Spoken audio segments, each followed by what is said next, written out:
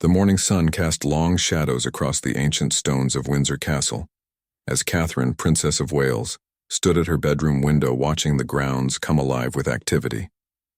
Staff members moved with quiet urgency, their faces bearing the weight of the momentous day ahead. Today would mark the end of an era that had defined not just the British monarchy, but the hearts of millions around the world. Catherine's hands trembled slightly as she reached for her pearl necklace, the same one that had belonged to Diana, Princess of Wales.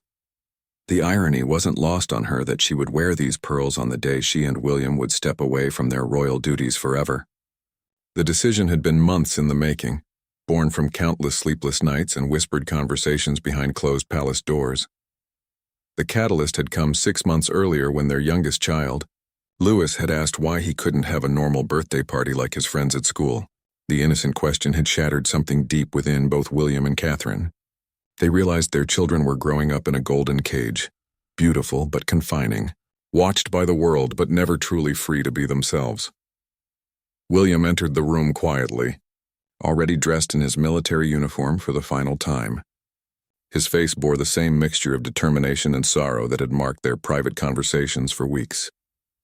They had both known this day would come eventually, but the reality of it felt surreal. The man who had been second in line to the throne since birth was about to walk away from everything he had been raised to inherit.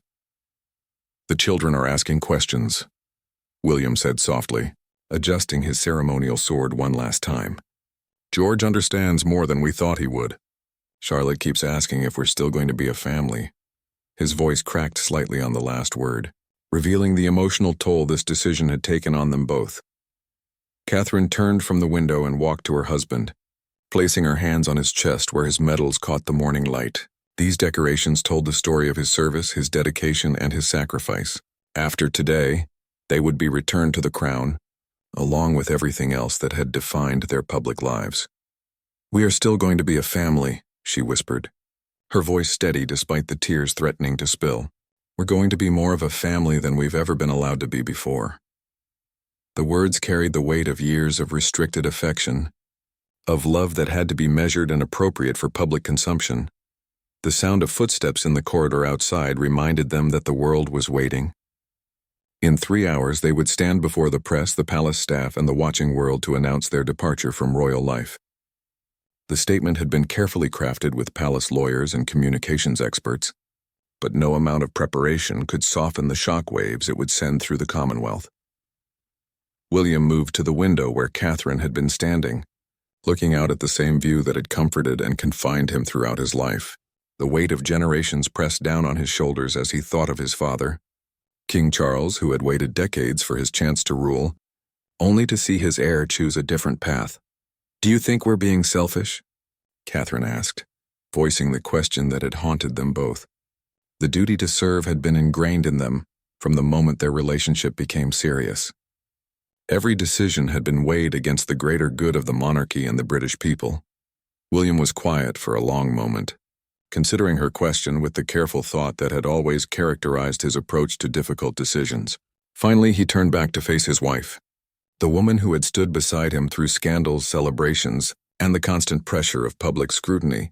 "I think we're being human," he replied, his voice carrying a conviction that surprised them both. "For the first time in our adult lives, we're choosing what's right for our family over what's expected of us." The admission felt both liberating and terrifying, a recognition that they were about to cross a line from which there would be no return. As they prepared to leave their private quarters for the last time as working royals, Catherine caught sight of herself in the antique mirror that had reflected generations of royal faces. The woman looking back at her was older, wiser, and more tired than the university student who had fallen in love with a prince 20 years earlier. But she was also more authentic, more true to herself than she had been in years. The morning stretched ahead of them like an uncertain path, leading toward a future they could barely imagine but knew they had to embrace. Their love story had captivated the world, but now they were writing a new chapter, one that prioritized their humanity over their titles, their children's freedom over their public duty. The sound of a gentle knock at the door signaled that their time for private reflection was over. Beyond that door waited photographers, officials, and a world that would soon witness something unprecedented in modern royal history. But first, There would be one moment, one gesture that would capture the hearts of millions and define their legacy more than any ceremonial duty ever could. The grand staircase of Windsor Castle had witnessed countless historic moments, but none quite like this. William and Catherine descended the marble steps together, their children walking beside them with a mixture of excitement and confusion. George, now 11, maintained the composure expected of a future king, though his eyes betrayed his uncertainty about what lay ahead. Charlotte skipped slightly, her hand firmly grasped in her mother's, while young Louis looked around with wide-eyed wonder at all the unusual activity. Staff members lined the corridors, their faces a mixture of respect, sadness, and genuine affection. These were people who had served the royal family for decades, some whose own parents had worked within these same walls. For them, this wasn't just the end of William and Catherine's royal duties. It was the loss of employers who had treated them like family, who remembered their birthdays and asked about their children. Mrs. Henderson, the head housekeeper who had been with the family since William was a boy, stepped forward with tears in her eyes.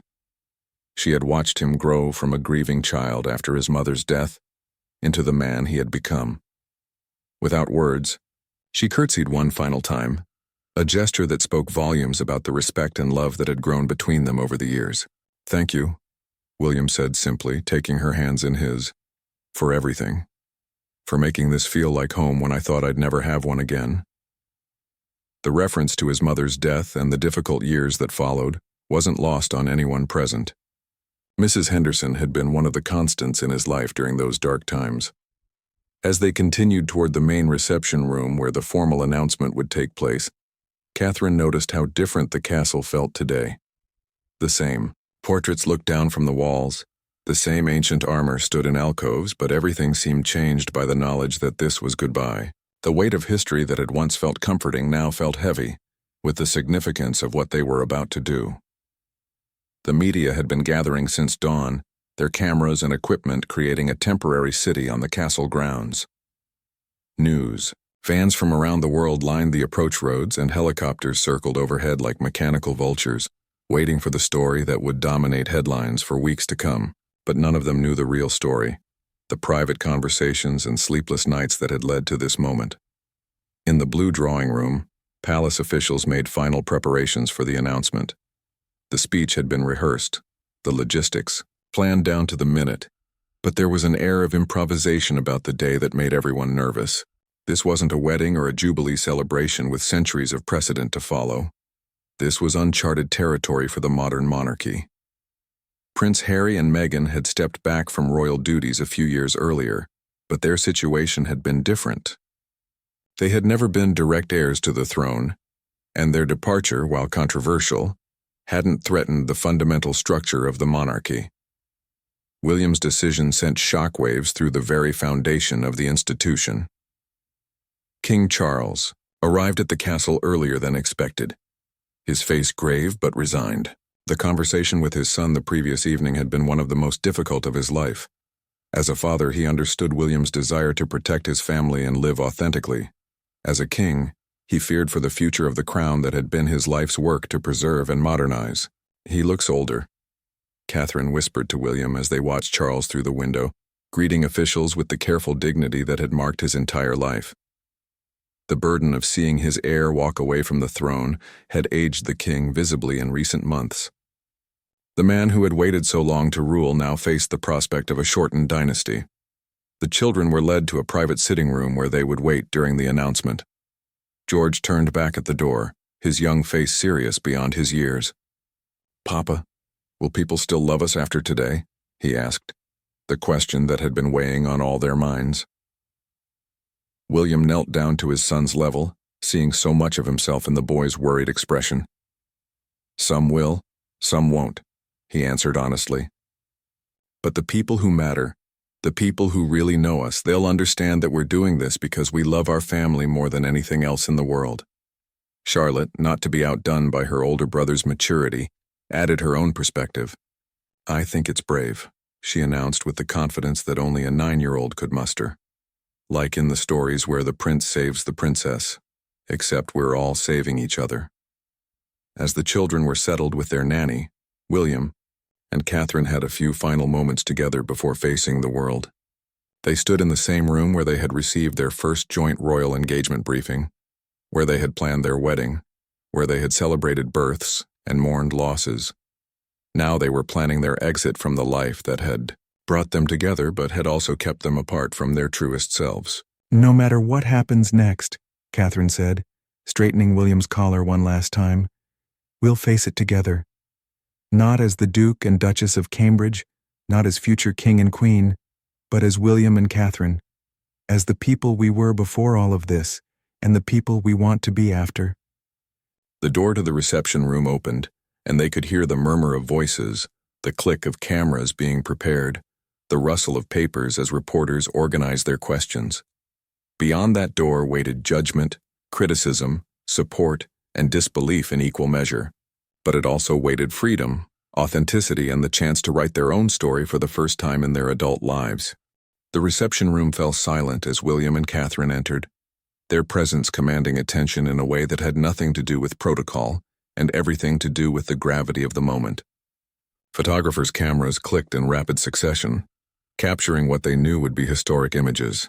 The assembled crowd included not just media representatives but palace staff, government officials, and representatives from the many charities and organizations the couple had supported over the years. William approached the podium with measured steps, his military bearing evident even as he prepared to relinquish the role that had defined his entire existence. Catherine stood slightly behind him and to his right, her position symbolic of the support she had provided throughout their marriage and the partnership that had sustained them through this difficult decision. The speech began with the traditional acknowledgments and expressions of gratitude that were expected on such occasions. William spoke of his deep respect for the monarchy, his admiration for his father's dedication to service, and his appreciation for the British people's support throughout his life. His voice was steady, professional, and gave no hint of the emotional turmoil beneath the surface. But as he transitioned to the heart of his announcement, something shifted in the room. The formal tone gave way to something more personal, more raw. "Throughout my life, I have been privileged to serve alongside my wife in representing the crown and the values it embodies," William said, his eyes finding Catherine's in the crowd. "But today we stand before you not just as representatives of an institution, but as parents, as partners, and as people who have come to understand that our greatest duty is to our children and to each other." The words hung in the air like a challenge to everything the monarchy had traditionally represented. For centuries, personal desires had been secondary to duty, individual happiness sacrificed for the greater good of the crown. William's statement represented a fundamental shift in priorities that sent ripples of shock through the assembled crowd. Catherine stepped forward then, her own prepared remarks forgotten as she spoke from the heart. "We have been extraordinarily fortunate to serve the British people and the Commonwealth," she began, her voice carrying the same warmth that had endeared her to millions. "But we have also learned that authenticity and genuine connection cannot flourish under the constant weight of public scrutiny and ceremonial obligation." The cameras captured every nuance of her expression, the slight tremor in her voice that betrayed her emotion, the way her hands clasped together to stop them from shaking. This wasn't the polished, perfect princess the world had grown accustomed to seeing. This was a woman making one of the most difficult decisions of her life and sharing her vulnerability with strangers. In the back of the room, a reporter from the BBC whispered into his phone, "This isn't just a resignation speech.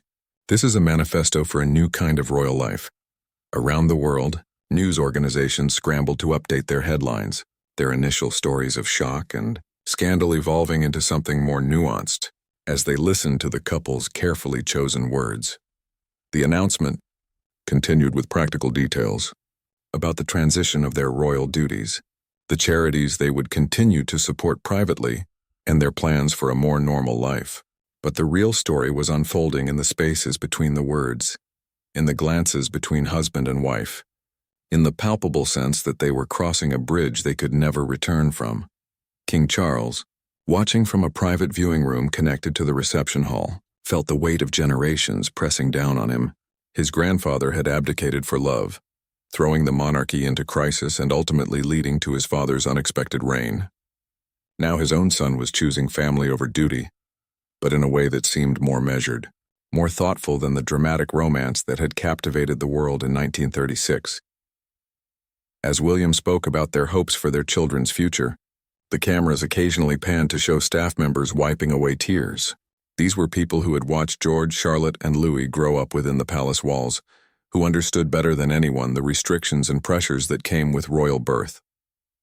They saw in this announcement not just the end of William and Catherine's royal careers, but hope for 3 young lives to unfold with greater freedom and authenticity.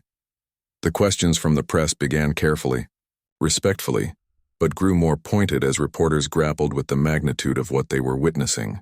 William handled each inquiry with the diplomatic skills he had honed over years of public service, but there was a new directness to his answers, a willingness to speak more frankly than royal protocol had ever allowed. When asked about the impact on the monarchy's future, Catherine surprised everyone by answering first. "We believe the monarchy will continue to evolve as it always has," she said, her voice gaining strength with each word. "Our decision reflects not a rejection of duty, but a recognition that service can take many forms. We intend to serve our community and our causes, but as private citizens choosing our own path rather than following one prescribed by birth." The room buzzed with the implications of her words. Royal watchers and constitutional experts would spend months analyzing every phrase, but in that moment, what struck everyone present was the courage it took to speak so honestly about their decision. As the formal announcement drew to a close, William made one final statement that would be remembered long after the constitutional implications had been debated and resolved. "We want our children to know that love, authenticity, and personal integrity are more valuable than any title or position," he said, his voice breaking slightly. "If we can teach them that lesson by our example, then we will have succeeded in the most important duty we will ever have." The official photographs were taken, handshakes exchanged, and final courtesies observed. But everyone in the room knew they had witnessed something unprecedented, a moment when 2 people had chosen their humanity over their titles, their family over their obligations. The reverberations of that choice would echo through history, but in that moment all that mattered was the quiet dignity with which they had taken control of their own story. The hours following the announcement passed in a blur of organized chaos. While William and Catherine retreated to a private study to decompress from the intensity of the press conference, the world outside erupted in reaction. Social media platforms crashed under the weight of millions of people sharing, commenting, and debating the news. Television networks cleared their schedules for wall-to-wall coverage, and newspapers around the globe scrambled to redesign their front pages. Inside the castle, the couple sat in stunned silence, the magnitude of what they had just done settling over them like a heavy blanket. The study had always been their refuge, filled with family photographs and personal mementos that reminded them of who they were beyond their public roles. Now it felt like a sanctuary from the storm they had unleashed. "The children," Catherine said suddenly, breaking the silence. "We should be with them before they hear about it from someone else or see it on television." The thought of George, Charlotte, and Louis learning about their family's future from strangers filled her with protective urgency. They found their children in the nursery wing, where they had been kept busy with activities and games while their parents faced the media. The nanny, a trusted member of their household staff for years, looked up with understanding eyes as William and Catherine entered. She had known this day was coming and had prepared age-appropriate ways to help the children understand the changes ahead. George looked up from his history book, his serious expression making him seem older than his 11 years. "Did you tell everyone, Papa?" he asked simply. Charlotte and Louis stopped their drawing to listen, their young faces reflecting a mixture of curiosity and concern. William sat down on the floor beside his children, something he had never been able to do during official photographs or public appearances. The simple act felt revolutionary after years of maintaining appropriate royal posture at all times. "Yes, we told them," he said gently. "We told them that we love you 3 more than any job, more than any crown, more than anything else in the world." Charlotte, ever practical despite her young age, asked the question that had been weighing on her mind. "Does this mean we won't live in the castle anymore?" Her voice carried a note of sadness but also excitement about the unknown adventures that lay ahead. Catherine joined them on the floor, gathering Louis into her lap while maintaining eye contact with her older children. "We'll live somewhere smaller, somewhere more normal," she explained. You'll go to regular schools, have normal friends, and get to decide what you want to do with your lives instead of having it decided for you. The concept of choice was foreign to the children, who had grown up understanding that their paths were predetermined by birth. The idea that they could become doctors, teachers, artists, or anything else they dreamed of was both thrilling and overwhelming. As the family talked quietly about their future, the outside world continued to react to their decision. In London, crowds began gathering outside Buckingham Palace, some carrying flowers and signs of support, others expressing dismay at what they saw as an abandonment of duty.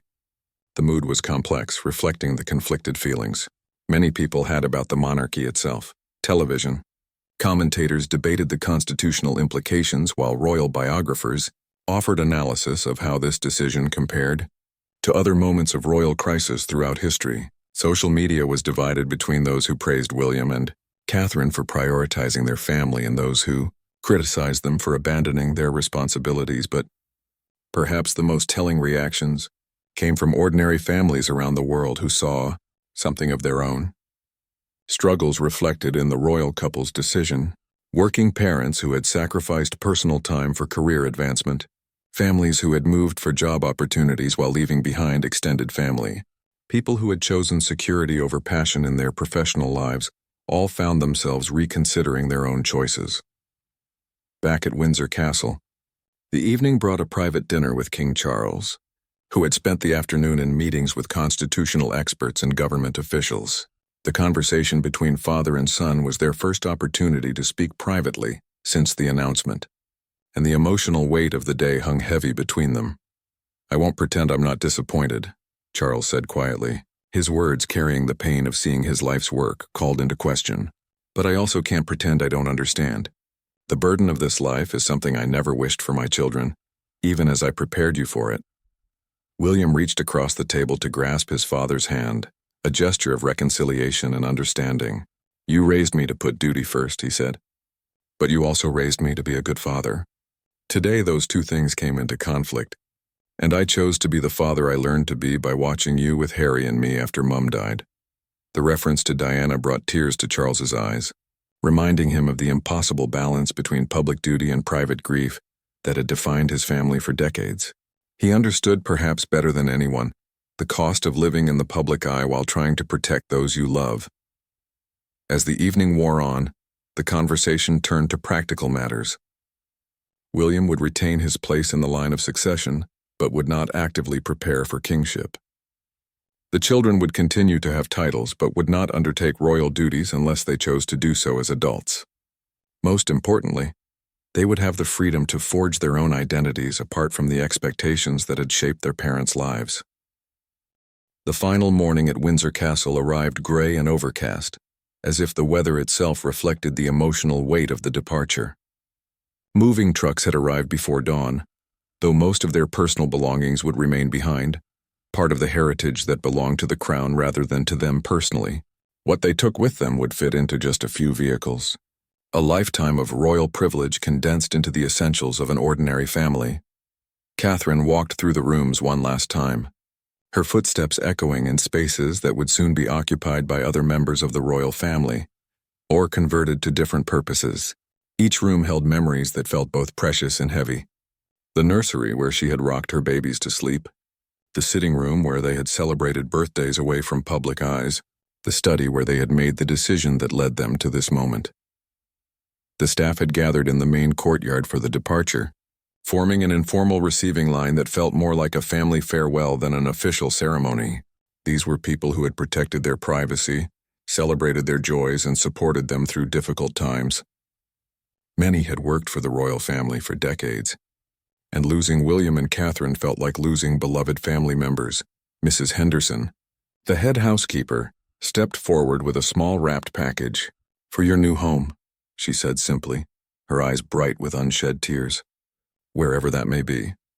Inside, Catherine would later discover, was a simple photo frame containing a picture of the 3 children playing in the castle gardens, their faces bright with uninhibited joy. The children emerged from the castle hand in hand, dressed in regular clothes rather than the coordinated outfits that had become their public uniform. George carried a small backpack containing his most treasured possessions, while Charlotte clutched a stuffed animal that had been her constant companion since infancy. Louis, still young enough to treat the day as an adventure, skipped between his parents with excitement about their new life.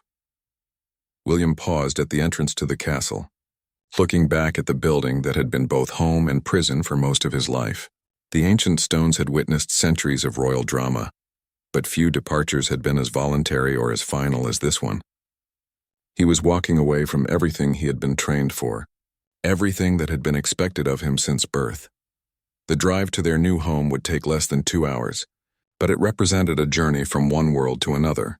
They had chosen a modest house in the Cotswolds, large enough for their family but unremarkable enough to blend into the local community. No gates, no guards, no protocols governing who could visit or when. Just a family home where children could play in the garden without photographers hiding in the bushes.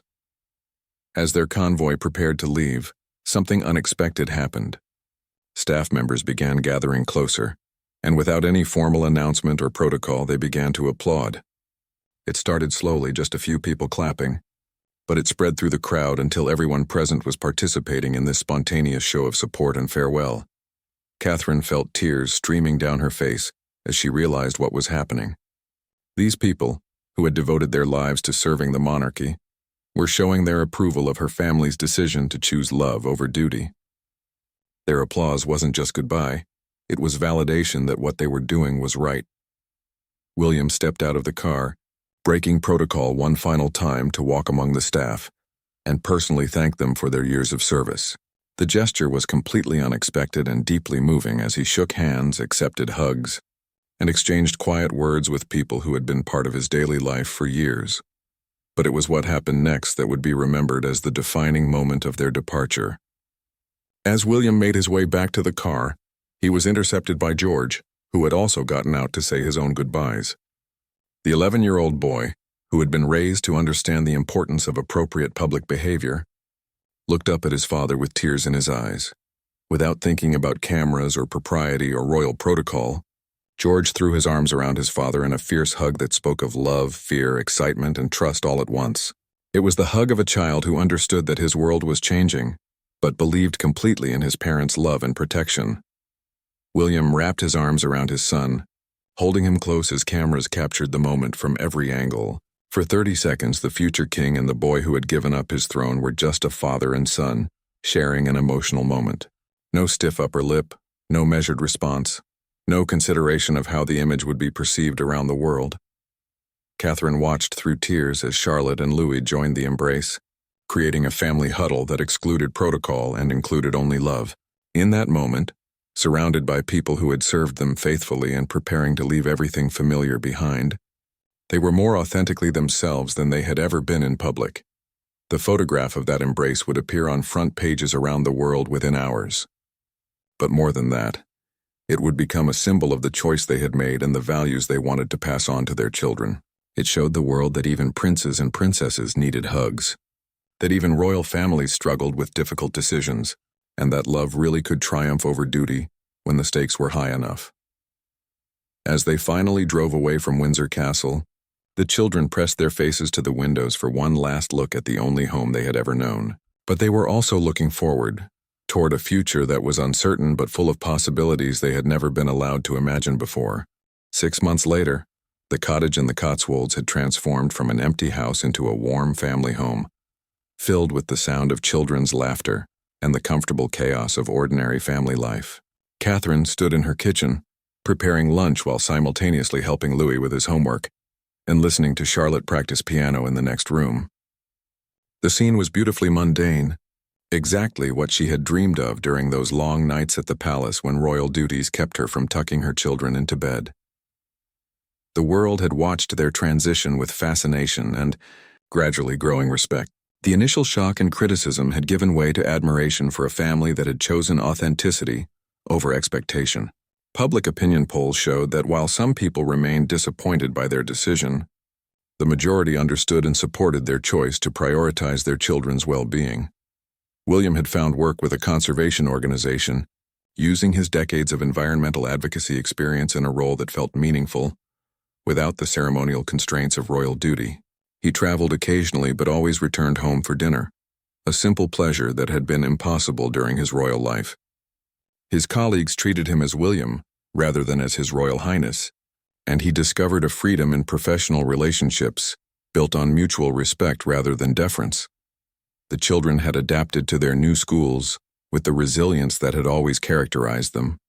George, initially worried about making friends without his title to define him, had discovered talents for football and mathematics that had been overshadowed by his royal training. Charlotte had joined the school choir and made friends who knew nothing about royal protocol, but everything about being 9 years old and loving horses. Louis, perhaps because he was youngest, had adapted most easily of all. He delighted in walking to school instead of being driven in armored cars, in playing in the village park without security details, and in having playdates that didn't require background checks on his friends' families.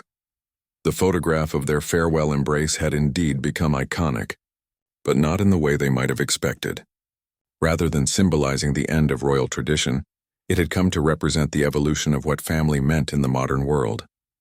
The image had been shared millions of times on social media, often accompanied by stories from ordinary families about their own difficult choices and the importance of putting love first.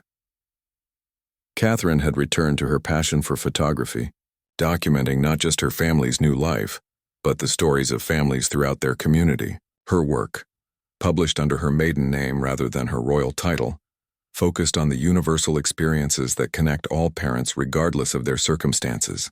The simplicity and honesty of her photographs resonated with viewers who saw their own struggles and joys reflected in her images.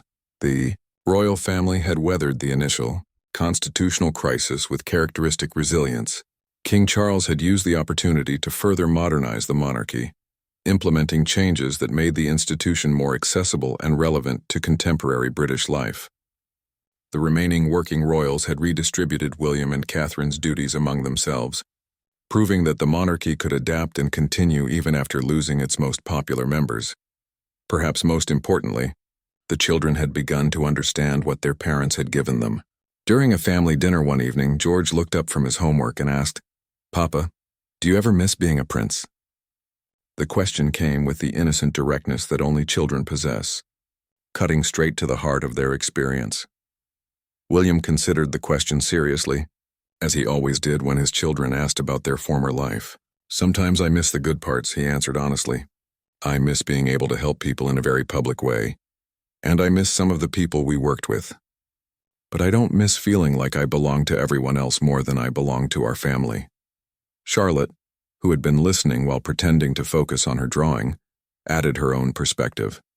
"I like that people know my name now because they want to know me, not because they have to," she said with the wisdom that often surprised her parents. "It feels more real." The conversation was interrupted by Louis, who had been quietly building with blocks in the corner, announcing that he had made a castle. But unlike the elaborate structures that had dominated their former life, his castle was simple, built from imagination rather than centuries of tradition. And most importantly, it was something he could change or rebuild whenever he wanted. As winter approached their first year in their new life, William and Catherine reflected on the journey that had brought them to this point. The decision to leave royal life had been the most difficult of their marriage, but it had also been the most liberating. They had discovered that happiness didn't require titles or palaces, just the freedom to make choices based on love rather than obligation. The village had embraced them as neighbors rather than celebrities, and they had found joy in school events, community fundraisers, and the simple pleasure of knowing their local shopkeepers by name. Their children were thriving in ways that would have been impossible under the constant scrutiny of royal life. On the first anniversary of their departure from Windsor Castle, they received an unexpected visitor. King Charles arrived quietly without fanfare or official protocol for a private dinner with his son's family. The evening was filled with laughter, stories, and the kind of relaxed conversation that had been impossible during formal royal gatherings. As Charles prepared to leave, he pulled William aside for a private moment. "I want you to know," he said quietly, "that watching you choose your family has made me a better king. You've shown me that the monarchy serves the people best when it remembers that we are human first and royal second." The embrace between father and son that evening was warm, genuine, and free from the constraints that had once governed all their interactions. It was another moment that showed the world that love, understanding, and forgiveness could bridge even the most difficult family decisions. That night, as Catherine tucked their children into beds in their modest cottage rather than palace bedrooms, she reflected on the journey that had brought them here. They had given up crowns, but they had gained something far more precious: the freedom to be themselves, to love without reservation, and to raise their children as people first and former royal second. The hug that had stopped the world had ultimately started something new, a family story written by choice rather than duty, defined by love rather than protocol, and built on the foundation that no title could ever be more important than the bonds that truly matter.